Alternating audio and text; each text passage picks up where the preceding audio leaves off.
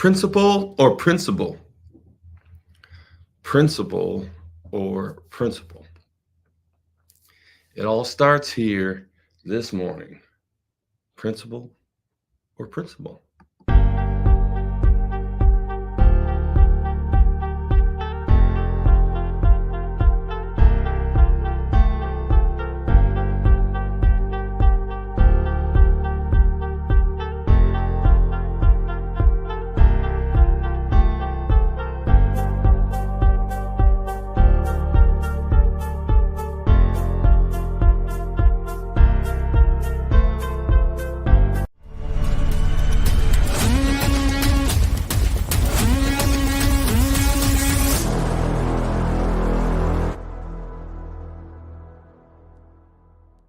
Or principle, principle or principle, principle or principle. It all starts here.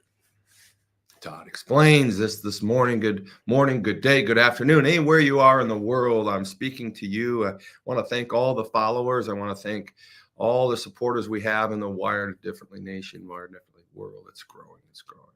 And I thought I would start this morning with kind of addressing some of the newer followers. We're pushing 30,000 followers now. I want to thank Chris Billups for all of the help and all the promo and all the likes and follows and shares and everything that we're doing on the Facebook.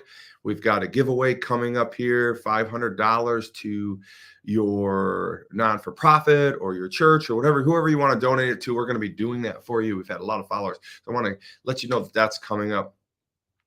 But one of the things I thought I would do this morning is kind of reintroduce myself. My name is Todd Saylor, and I am the author of the books, The Brand, and the Attitudinal Disorder, Wired Differently. And I do this show every morning, Monday through Thursday, without fail most of the time. Sometimes I have to travel. But today I'm doing this, I'm kind of giving you a little secret. Today I'm doing this early, like 5 in the morning, because I will be speaking when this airs live today around 9 o'clock. And so I thought I would just get out here early and share some things with you and actually practice some things with you. So yes, my name is Todd Saylor. I am wired differently. You are wired differently.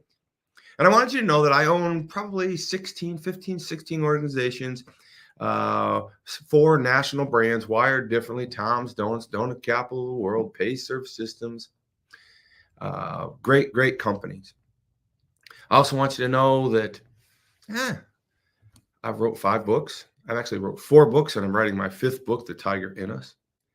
A lot of great things are going in my life, and I wanted to share those with you. I wanted to have some fun with you this morning, and I wanted to talk to you about, basically, I was just going to start off with the word principle, because the word principle, I got to be honest, as I looked it up, I didn't realize the 2 words were spelled differently. I'm going to speak to the principles of Northeastern Indiana today at 9 o'clock in the morning. And so as I was getting ready for the last part of my prep, I started messing around in Google and this and that and words and definitions. And I realized that the word principle, I know you're going to say, oh, Todd, you're that's successful.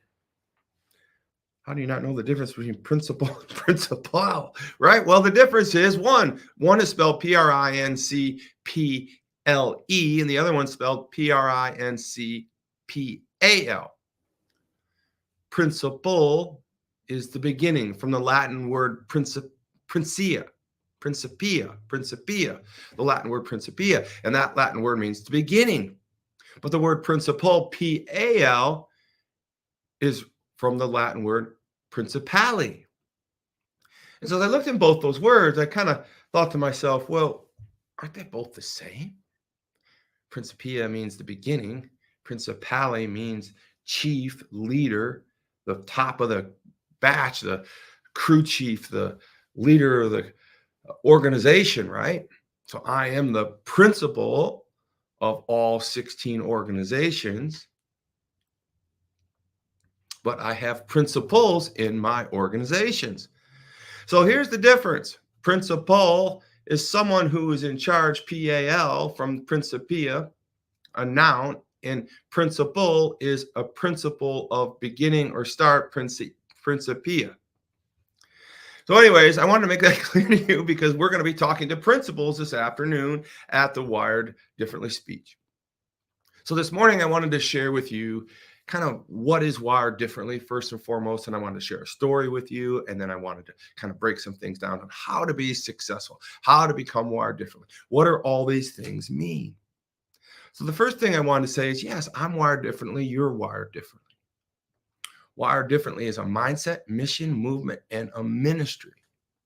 But I want to talk to you about the worldly side of being wired differently today. I want to teach you how to become successful in being wired differently from a worldly perspective. I want to kind of put that in perspective as a principal leader in the principles of being wired differently. So the principle, me being a principal as the top or the teacher or the coach this morning, and the principle I'm going to be teaching you today is the principles of becoming wired differently. So what I wanted to start with today is, what is wired differently?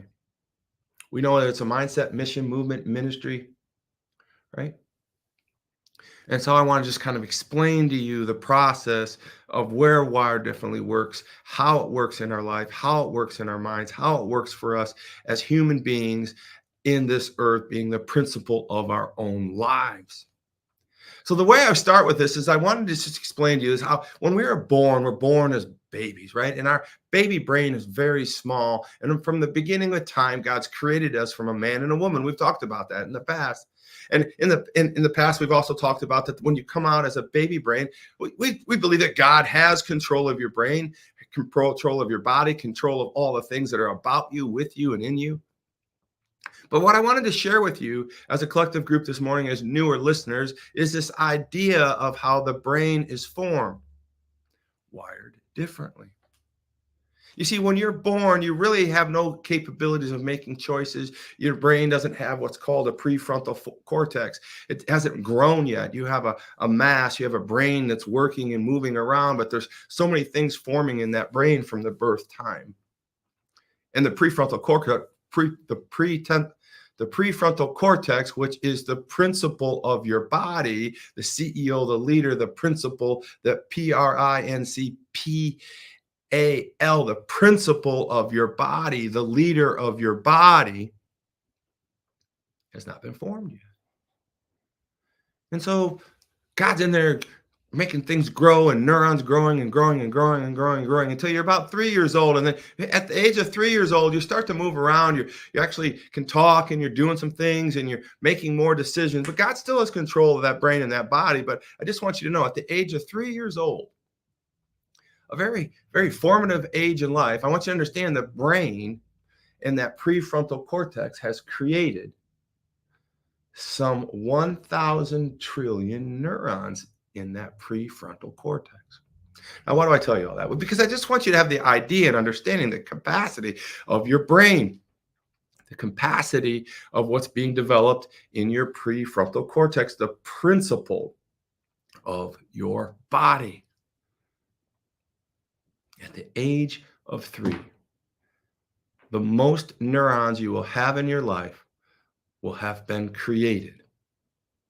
And that'll be some 1,000 trillion neurons. 1,000 trillion neurons, that's kind of not even really a number. It's 15 zeros. It's actually a quadrillion.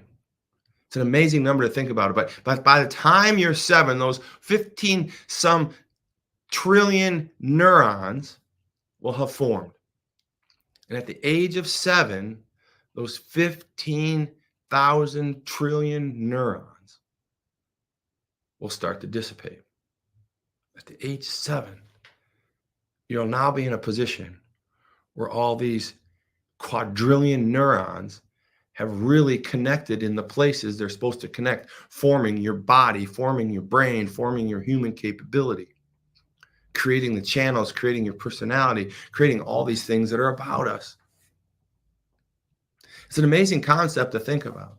But the reason I tell you about that is because the prefrontal cortex, the principle of your body, the leader of your body, has really started to shape at the age of 7. And all the neurons that you really weren't using start to drift off, leave your body, start to dissipate. Use them or lose them. You've heard that term before. And in your brain, you have this use it or lose this mentality from the age of 7 on. From the age of 7 on, a child will never be able to learn a second language as readily as they could up to 7. From the age of 7 on, a child will never bounce back from being bullied as quick as it once did. From the age of 7 on, a child will never figure out how to play a second or a first instrument as easily as once could, because they're losing the neurons that weren't exercised in their mind, in their body, and in their environment. It's a radical thought. But this prefrontal cortex, this CEO, this principle of your body, the principal, the principle, the leader of your body, is now being formed to become you as a human individual. And here's where I want to just kind of shake it up a little bit, because by the time you're 20 some years old, the prefrontal cortex is completely formed and completely put in the right place and completely ready to make decisions on its own. The prefrontal cortex, the brain has been fully formed. And now the CEO, or the principle of your body, your prefrontal cortex, can make decisions for itself. And this is where I move into the message of today about getting real as a principle of your own body, as a principle of your life, being successful in your job and in your life as a principle.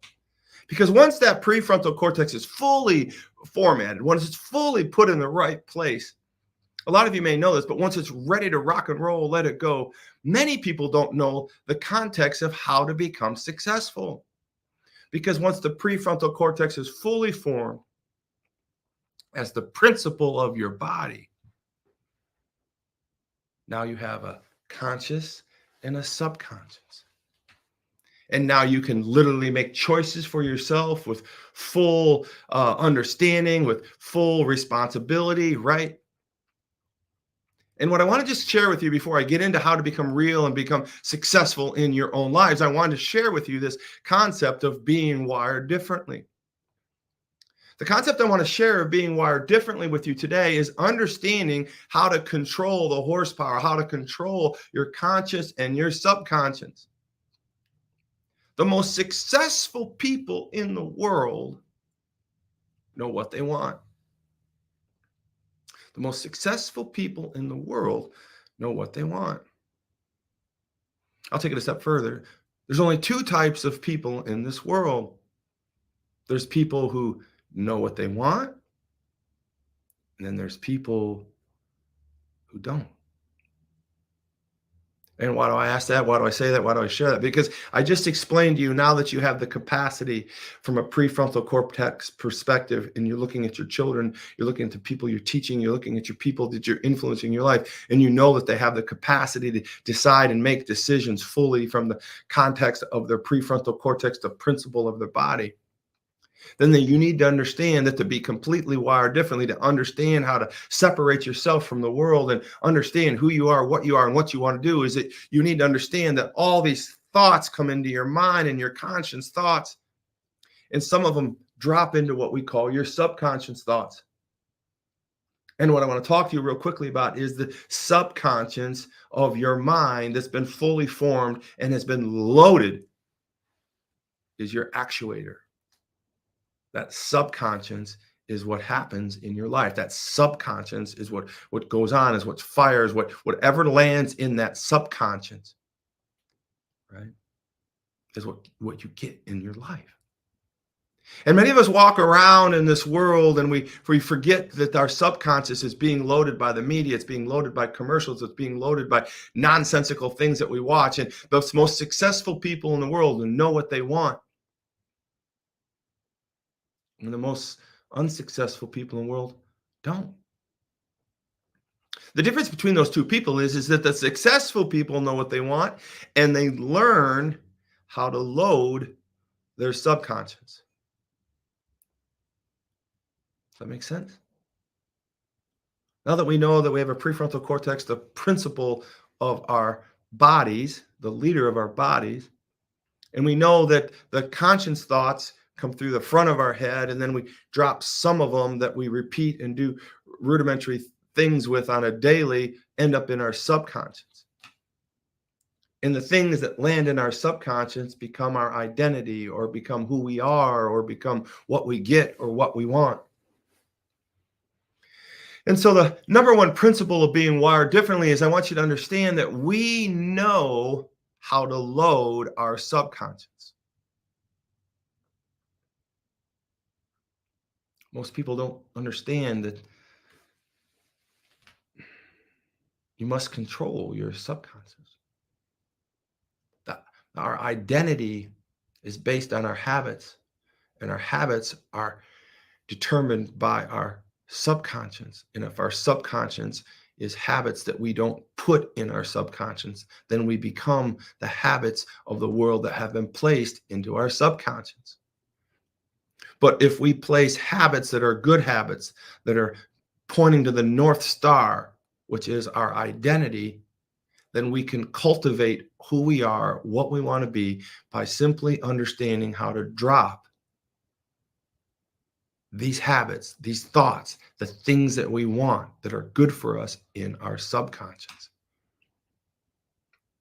We work hard at a lot of things in our life. We work hard at, our job, and we work hard at learning routine things. We work hard at playing video games. We work hard at things that sometimes don't really matter at all in our life. And what we need to understand is that the things that are important to us in our life, we need to really, really, really be honing in on them and dropping them into our subconscious.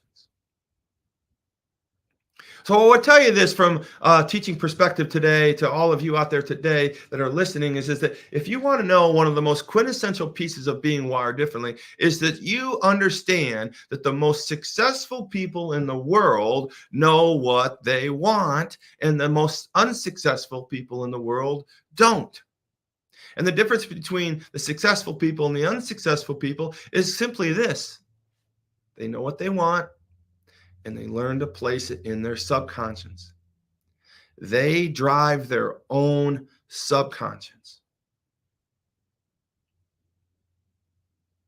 They literally decide what they want, and they literally drive that momentum of everything that they want through their subconscious. The North Star of your identity should be your habits. If you know you want to be a great principal, then do principal habits. Drive that into your subconscious.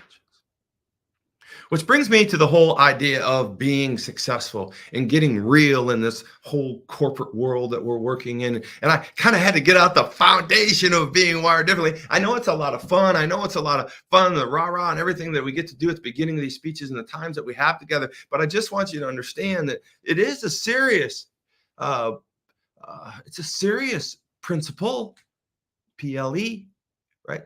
For a principle, PAL. The wire differently principle of subconscious driving is paramount for a principal, PAL, in this school system or in your life or who you're working with. I want you to understand that it's a very, very important thing. And so now that we have this key component of being wired differently, this key component of my success, right? The key component of the things that I've done in my life, I wanted to share that with you. I wanted to share that with all the people out here and the followers and the listeners and the teachers and the people. That is really one key component that I think we overlook as teachers. I think we overlook at so many things that we do in our own lives. But I want you to get real in your own life. I want you to be successful in your own life. And so I want you to kind of take yourself in your position of your principal, and I want you to say, okay, how can I become better at this? And this is why I want to talk to you about getting real. And I like to set it up with a story. I always like to tell stories. I think stories are fun to tell. I think it's important that people understand stories. I think it's important that they lose themselves in stories because they're the best teaching things that I can give you. So what I'm going to do is I'm going to break down how to be successful wired differently. And I'm going to give it to you in a story. And the story is going to go a certain way, and then I'm going to break down the words get real. I want you to understand how to get real at being a leader, how to get real at being a principal, how to get real at being a, um, a thought leader, how to get real as just a leader in general, how to get real. So the acronym for real, REAL, I'll break down. But we've talked about my father many, many times. And I remember a story when I was a young man. I love to tell this story, but I don't know that there's ever been a time I went through this story that I didn't get emotional. My father is 82 now, and he has Alzheimer's, and he's in a memory care facility, a beautiful memory care facility. One of the greatest leaders that ever walked the planet, if you ask me. A lot of you may know him out there. He coached football in Hudson, Michigan, and Angola for many, many years. He was a athletic director. He was a golf coach, shop teacher, physical ed teacher. He did many, many things. Probably most well known for having the longest football win streak in high school history for many, many years. The fifth book I'm writing now is called The Tiger in Us, and it's a love story between a son and a father and his ability to love other men and grow them and to build them into leaders in their own world, just in the realm of war and time and stress in the 70s. Amazing, amazing story. Well, it was probably 1972. I was 10 years old, and I remember my principal at Lincoln Elementary School also taught PE, and he was an amazing man. And I remember, always getting stressed out of winning the presidential badge or not winning the presidential badge. But this particular year, I believe it was third grade, and he came to the entire school, to all the kids, and he said, "We're going to have a track meet, and I want all of you to be in it." And all the kids kind of got excited and didn't quite know what that meant. But he came up to me at the end of class. His name was Mr. Eberhardt, and he said, "Todd, I want you to be in this track meet. I think it's important that you compete in this track meet. I think you have some greatness in you, young man, and I really want you to be in that track meet. Do you have any idea what race you would like to run?" I said, "Well, I don't know. I don't know much about track." He says, "Well, there's the 110 yard or 100-yard dash, and then there was the 220, and then there was the 440." And he said, "I think you should run the 440. I said, "Okay, what is that?" He says, "One lap all the way around the track." I said, "That's a long ways." He goes, "But I think you have the heart for it." So I remember going home that day, and I saw my father after football practice. He was the head football coach and the athletic director at Hudson High at that time. And I remember saying, Dad, I want to run in this track meet. Mr. Eberhardt said I have heart and that I should run the 440-yard dash. And I remember my dad saying, "Oh, son, that's one whole lap around the track. That's a long way." And he said, "Who's going to be in it?" And I said, "The third, the fourth, and the fifth graders." He said, "Oh, son," he says, those are some older boys, and you're going to run all the way around the track." I said, "Yes, Father, I want to run that race. I want to win that race." And he looked at me, and I remember him smiling. He says, "Okay, son, you'll run the 440. I said, "Dad, will you help me? Will you tell me how to do it?" He said, "Of course, son, I will." "You got 2 weeks till the race, correct?" I said, "Yeah, about 2 weeks." He says, "Okay, so what I want you to do every day after school, I want you to go to the track behind the school, and I want you to run all the way around the track without stopping. And when you can get around that full track without stopping, you tell me." So the first day I went down to the track and I tried to get away around the track all without stopping, and I couldn't do it.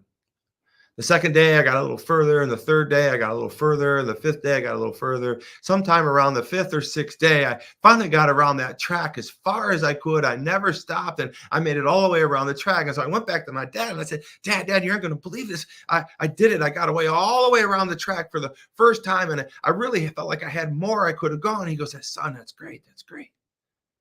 Now what, Dad? Now what?" Well, son, I want you to go down to that track and I want you to go down to the track and I want you to run a little faster at the end of the race, at the end of the lap. When you see about that last quarter of the track, I want you not to just kind of jog it in. I want you to start practicing running even harder until you start to feel some pain. Yes, so I remember going down there the last 4 or 5 days, and I would go around that track once, and I would try a little harder and a little harder and a little harder. It was still hard to get around that whole track, but at the end of the day, I did it successfully. I got around the whole track without stopping, without seemingly a problem. And it ultimately becomes a race day, and my father was at the race with me, and I was getting ready for the race to run, and he pulled me aside, and he said, son, before you get on that starting block, I want to explain something to you. Yes, Father. And he looked at me, and here's what I really want you to understand here as leaders and teachers and seers of their community and principals, PALs, leaders and teachers and coaches and higher ups, right? He looked at me and he said, son, when you get on that line, I want you to understand that those boys are bigger, faster, and stronger than you. Yes, Father. So here's what we're going to do. When that gun goes off, I want you to get off the line and I want you to get in last place. Take off slow. Have a nice pace. And when you get around that first corner, I want you to be moving into the center of the pack. When you get to the center of the pack, I want you to kind of stay in the center of the pack. And you come out of that last corner and you start to get to halfway around the track. I want you to start to moving up to the front of the pack. I want you to be up in the front. Only want 1 or 2 boys in front of you. And when you get to that third corner, I want you to start zoning in on the boy that's in front of you, the bigger, faster, stronger one. And when you get around to that fourth corner, I'm going to be standing in that fourth corner. And I'm going to have my hand held high and I'm going to hold it up just like this. And when you see me, I'm going to drop my hand. And then you're going to run as hard as you can, and you're going to never look back, son. I'm telling you, never, ever look back, son, because you're going to run until you can't feel your heart, your feet, your legs, your arms, your brain's going to hurt, but you will not quit, son. That's all I'm asking from you. Can you do that? Yes, Father. The little boy lined up on the line, and the marksman had the gun. All the boys were lined up on the line, stretched across the track. There must have been 15 of them or 20 of them. There was so many boys. Runners, take your mark. Sit. The gun went off. The little boy took off just like his father did. He got in the back of the pack and he kind of rode there right there around the first corner, got to the second corner, he's riding around the second pack. And as they came around the second corner, he moved up to the center of the pack, just like his father said. As he got to the middle part of the track, he moved up and there was only 4 or 5 in front of him. As he got past the center of the track, he moved around. He got past the first 2, next 2, third 2. And then all of a sudden, there's just 1 or 2 boys ahead of me. He comes around that third corner and he gets to the fourth corner. He's getting a little tired and he looks for his father. He can't find his father. And there he is, his father standing there with his hand held high. And the little boy saw his father and dropped his hands. As that boy came around the fourth corner, he ran with everything he had. He couldn't feel his legs. He couldn't feel his heart. He ran and ran and ran. And at the very last moment, he passed the biggest, fastest, strongest boy and collapsed on the finish line. And by miraculous somehow feat, the father was already at the finish line, and he grabbed his son and he picked him up. And the son looked at the father and said, I did it, Dad. I did it. I ran the race. I won the race. And the father looked at him and said, well done, my son, my good and faithful son. Now you can look back. As the boy looked back, he realized that most of all the boys were sitting on the side of the track. They had quit. Few of them were walking their way in. And at that moment, that boy realized something more than most adults will ever realize in their life. 1, he knew what he wanted. And 2, his father had taught him. my critical belief. It's not the efforts that separate us, but more so the distances we're willing to go. You see, that little boy didn't run faster. He ran further.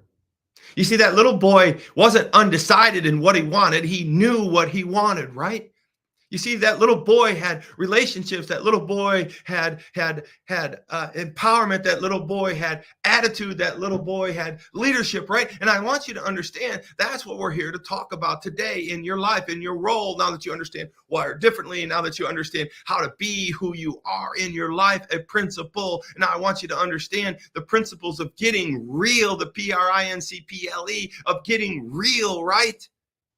It's not just the efforts that we make, but more so the distances that we're willing to go. If we know what we want in our life, we're over halfway there, because most people in this world don't know what they want. And if we know what we want in our life, then we just simply drop it into our subconscious and we see it into existence, because the subconscious has no conscience. It is a heat-seeking missile, and it goes like a little boy running a race, directing strategically, diabolically stern to the finish line. It knows that efforts aren't the separator, but the distances we're willing to go. That's why it's so. So I'd like to just simply break down how to do the second part of being successful, right? The second part of knowing what you want is simply this: you must get real. You must get real. So let's just break that down. Real, what does that mean? R stands for relationships. You as principals, leaders of your lives, leaders of your schools, leaders of your thought, you understand that you must get real. Number one, to be successful in this world, after understanding how to be wired differently and knowing what you want, is you need to understand relationships. The little boy had relationships. He had a relationship with his PE teacher. He had relationships with his principal. He had relationships with his father. The little boy had many people, many leaders, many relationships around him, guiding him. More importantly, these principals, these PE teachers, this coach, this father had a relationship in building a man. Relationships. Without relationships, we cannot be successful. You can know what you want, but you can't put it together. Without relationships, we're nothing. You can't be successful in life as a principal without strong relationships. The second letter in the word get real is E. Equipping. Who are you in relationships with? Who are you building relationships with? But who are you equipping? The principal of elementary school, Mr. Eberhard, and the father were not only in relationships with the school and with the players and the athletes and the young boy here, but now they're equipping. The PE teacher said, you need to be in this race. You have heart. You should be the 440. He pushes him off and sends him into a direction to equip. The father picks up the bandwagon. He says, here's how you do it. I'm equipping you to be a leader. I'm equipping you how to run. I'm equipping you how to train. I'm equipping you how to understand the value of life and how to be successful. It's not just your efforts, but more so the distance you're willing to go, son. That my father taught me before any man, and most people even know in their lives, at third grade, I knew the most principal piece of being successful in my life. It was that I needed to go further than anybody else, not just try harder. I was equipped to do battle. I was equipped to be a principal. I was equipped to be a winner. I was equipped to be successful. I was equipped. Who are you equipping? Who are you making better in life? Who are you equipping? R is for relationships. E is for equipping. And A is for attitude. I mean, as leaders, to become successful, to be principals, to be successful, we need to have great attitudes. And I don't need to tell you this as principals, leaders, and coaches in your own lives and in your companies and people around you. Attitude's easy when you're winning. Attitude's easy when you have lots of money. Attitude's easy when you don't have responsibility. Attitude's easy when there's no peril. Attitude's easy when things are just working perfectly. But here's what I want to talk to you about: attitude when it isn't that way. The little boy saw no way of winning. He saw no way of getting out in front. There was no path of really winning because all the boys were bigger, faster, and stronger. But there was something about his attitude, right? There was something about the father's attitude, right?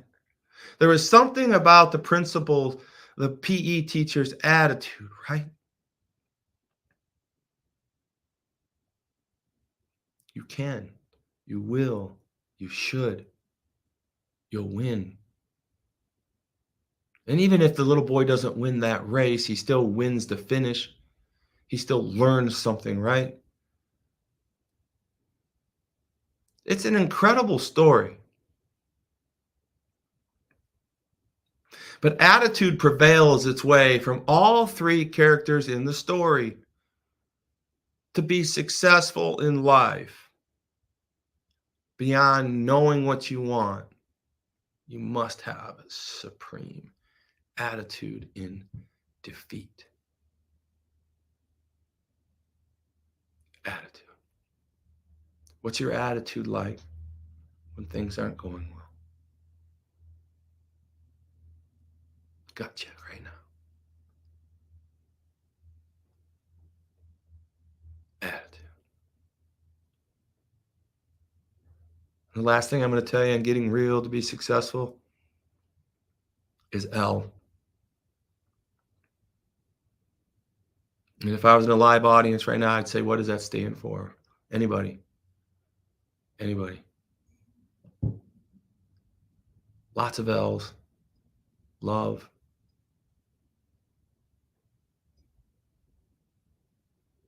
Lasting.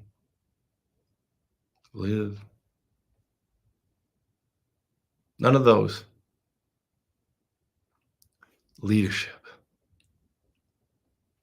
Leadership, that's the one. Leadership. You see, you can know what you want. You can have all the relationships. You can have all the equipping, do all the equipping. You can have the best attitude. But man, if you don't have leadership, if you're not leading, right? Some of you are saying, well, I don't have a company or I don't have a team. Yeah, you have a team. You have a team of yourself. If you're not leading, then you're losing. Leading. I heard John Maxwell speak on leadership once in person. And it was a very powerful close. And I'm going to kind of close with you right now in this regard. He was standing on a stage. He's a very large man, and he doesn't stand up generally because he is so tall and large. He doesn't like to be imposing. But this particular day was a little different. He had sat down and gave a great message, and someone in the back row as he was being done, he asked him, after John Maxwell said these words, leadership, leadership, leadership. I want you to understand everything rises and falls with leadership. Everything rises and falls with leadership, just like that. And one man raised his hand in the back row and said, John, what do you actually mean by everything? And that's when John took a pause arose from his chair and he stood up and he took 1 or 2 steps forward and he said, I'll say it again. He looked right at that man. He says, everything rises and falls with leadership. Everything. And in close, I want you to understand that the word everything really means everything. It means relationships. It means equipping. It means attitude. It means knowing what you want. It means everything from the time you get up, from the time you go to bed. There's nothing in your life that doesn't require leadership. There's nothing in somebody else's life that doesn't require some leadership. I just want you to understand that you are called to be principals, P-A-L, principales, right? The beginning, the start, the leader, the above all, right? You are changing lives. You are these people. You are called to be leaders, and everything in this world that happens is driven by some leadership. All of you out there this morning are leading somebody. I suggest you do a little inventory. I suggest you figure out who you're leading, right? I suggest you figure out who you're leading beyond yourself, and I suggest you see if you're truly getting real.